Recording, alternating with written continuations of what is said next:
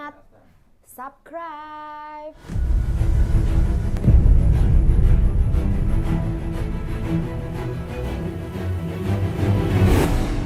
Halo, selamat pagi semuanya. Jumpa lagi sama saya Kontreng. Stay tune di Kontreng Fans Club. Tekan lonceng belnya, subscribe, like, komen, dan share. Ya, Mbak, promosi YouTube betul. Tapi kalau memang dirasa bermanfaat, silahkan.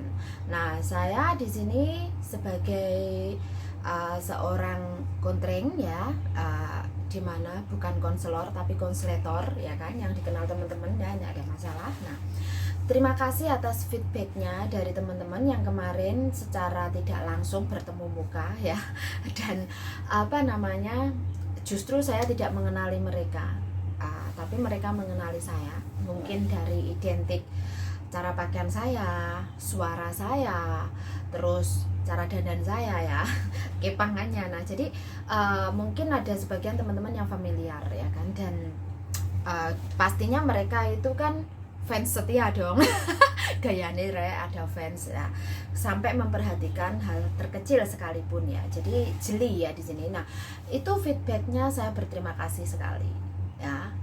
Terlepas kalian menganggap bermanfaat atau tidak, itu tergantung kalian sendiri.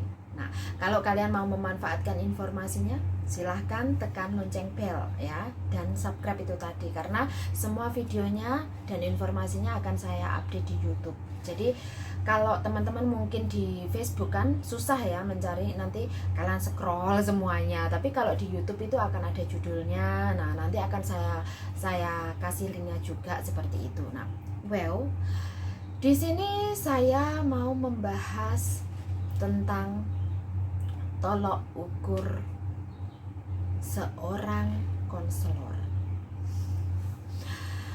Siapa sih konselor? Konselor itu aslinya tempat sampah itu kalau menurut saya ya, pemahaman saya sih konselor itu tempat sampah sebenarnya. Karena apa? Mereka kan menampung unek-unek dari kebanyakan orang di luar sana. Nah, terus saya pribadi menerima konseling itu tidak sekedar kontrak kerja, notice, long service, dan hanya berkutat pada ketenaga kerjaan saja, tidak.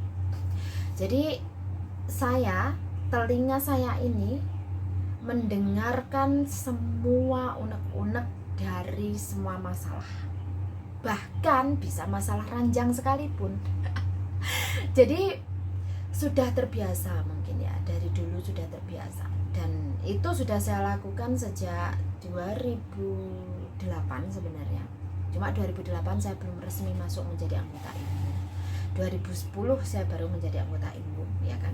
Di situ akhirnya saya mulai belajar memperdalam lagi bahwa untuk menjadi konselor itu seperti apa yang sebenarnya. Nah, tapi secara tidak langsung saya sendiri sudah mengalami itu ya, hingga akhirnya saya belajar di organisasi. Nah, fungsinya organisasi ini apa? Nah, fungsinya organisasi ini kan menampung, wadah ya kan, mendidik juga. Nah, mengapa saya memilih IMBU? Karena IMBU itu satu-satunya serikat buruh itu yang dulu saya ketahui ya. Kalau sekarang kayaknya ada yang kedua, serikat buruh ya. Nah, tapi di sini terlepas apapun organisasinya, itu kembali lagi ke interestnya teman-teman sendiri, maunya apa. Nah, jadi ke situ ya, kalau Anda mau jadi konselor. Nah, kalau saya memang interestnya jelas, concern saya itu ke ketenaga kerjaan ya kan, labor right, jadi tentang hak-hak teman-teman dan lain sebagainya. Jadi otomatis saya pun juga harus benar-benar mendalami, dan saya nggak boleh sembarangan. Nah, dalam memberikan informasi, seorang konselor ini dituntut akurat, dan bahkan sebelum Anda memberikan informasi, kalau memerlukan pertimbangan yang sangat tajam, harus detail. Nah, di sini mungkin dianggap sepele, tapi tidak, itu memang harus dilakukan ya. Dan seorang konselor memang harus memiliki organizer dalam bekerja, dalam artian pekerjaan yang ditekuni itu juga dalam hal kekonselingannya. Nah, contohnya mencatat dan tidak mencatat, atau nanti mencatat nomornya atau memfollow up kasusnya itu ada. Nah, sementara itu adalah organisir yang terjadi di organisasi maupun individu. Sebenarnya disarankan untuk individu juga, karena kalau saya pribadi di page saya itu kalau kasus tersebut perlu tak follow up, itu ada press loncengnya follow up, itu pasti tak mark up. Jadi kenapa HP saya sering ngeblank, karena memang chat apapun dari tahun 2016 itu sampai sekarang masih ada. Jadi terlalu berat ya, dan akumulasi karena akan ada orang baru terus yang masuk. Nah, dan di sini saya tidak menyalahkan teman-teman yang konseling membandingkan konselor satu dengan konselor lainnya untuk mendapatkan jawaban yang relevan dan reference. Tidak menyalahkan, bahkan saya menyuruh teman-teman mencari informasi sebanyak-banyaknya. Kalian tidak hanya harus mencari informasi di tempatnya Kontreng, kalian boleh mencari informasi di tempat lain. Tetapi kalian harus tahu diri. Kalau kalian itu mencari solusi, ya kalian bisa menyaring yang mana yang kalian pakai. Tapi jangan kalian membawa satu nama konselor ke konselor satunya, apalagi memberikan jawaban konselor satunya ke konselor satunya.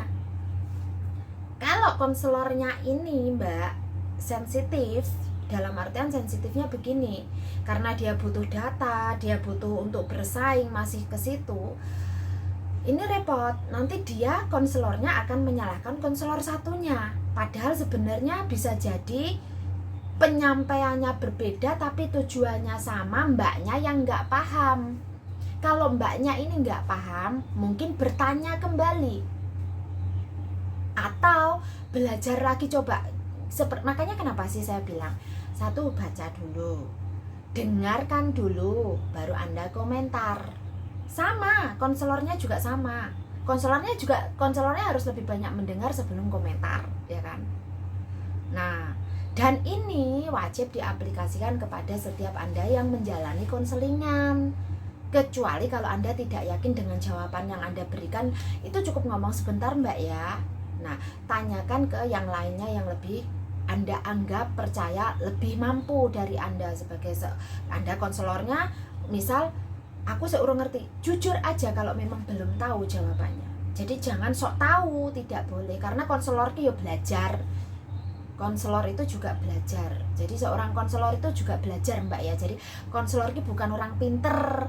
Konselor itu orang yang mau belajar. Belajar bagaimana? Belajar untuk dirinya sendiri, belajar untuk mengetahui publik, belajar untuk berkomunikasi, belajar untuk menahan emosi. Si paling susah itu belajar menahan emosi loh Mbak. Ya. Karena apa? Emosinya seorang konselor itu bukan di masalah, kalau kamu sudah jadi konselor beneran, emosinya itu bukan masalah di mana letak salahnya jawaban, tidak. Siapa yang memberikan jawaban tidak penting. Bagaimana kita bisa menyampaikan kalimat itu untuk dicerna publik. Nah, seorang konselor harus mempunyai set of audience, di mana tujuan kalian ke siapa. Audiens kalian siapa sih?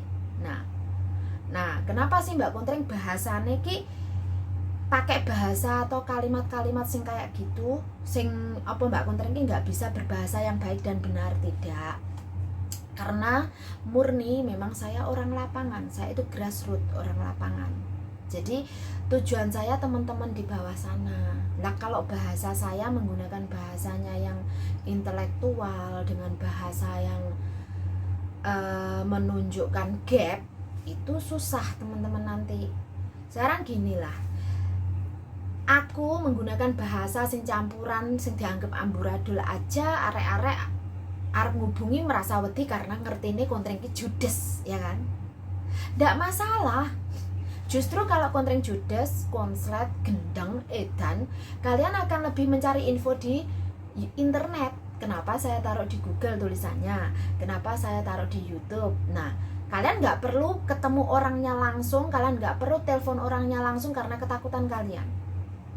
Nggak masalah bagi saya, ya kan? Nah, jadi seorang konselor ini harus menahan emosinya, meskipun tidak mudah ya kan, nggak mudah memang, wong aku dewe ya nggak mudah kok ya kan. Buktinya apa? Nah, kadang saya masih menanggapi komentator yang mungkin tapi kalau itu melebihi batas pasti saya tanggapi ya. Kalau itu melebihi batas pasti saya tanggapi. Di antaranya seperti menyentuh fisik orang tua dan menyentuh hal-hal yang bersifat privasi atau pribadi. Itu pasti saya tanggapi dan pasti saya up. Tujuannya apa? Orang tersebut minimal kan tahu saya, minimal kan tahu nomor saya kan ada, dan tahu saya di Hong Kong. Kalau bisa biarkan minimal orang tersebut cari saya secara langsung. Kalau ketemu langsung kok kapak nih Mbak Kontring, tak jak mangan apa tak labrak, tidak. Kalau nggak percaya, pernah di tahun 2018 ya, itu 2018 kalau nggak salah, masalah Hong Kong ID. Itu ada salah satu PMI Hong Kong ya, itu kita sampai rame sampai malam di komenan. Jawaban saya, Mbak, datang aja ke Victoria Park ya, kita ketemu muka. Beliau nggak menyangka, beliau awalnya mengira saya mau melabrak dia, mau marahin dia, mau mencecar dia tentang pendaftaran Hong Kong ID. Tidak, beliau hanya tak suruh makan sama menyaksikan, karena kebetulan saat itu teman-teman mau datang langsung bertemu, karena untuk pertama kali booking Hong Kong ID itu memang beda ya, tidak seperti sekarang. Nah, langkah-langkahnya agak rumit. Nah, saat itu dia menyaksikan sendiri bahwa apa yang saya geluti, kenapa saya seperti itu, beliau menyaksikan sendiri. Nah, di situ. Nah, seorang konselor itu tidak perlu membawa embel-embel KJRI, tidak perlu membawa embel-embel organisasi. Anda bisa menjadi individu, tetapi yang pasti Anda tahu dan memastikan bahwa yang konseling ini atau korban ini paham duduk masalahnya, mendidik mereka untuk paham dan duduk masalahnya sehingga dia bisa mengambil keputusan.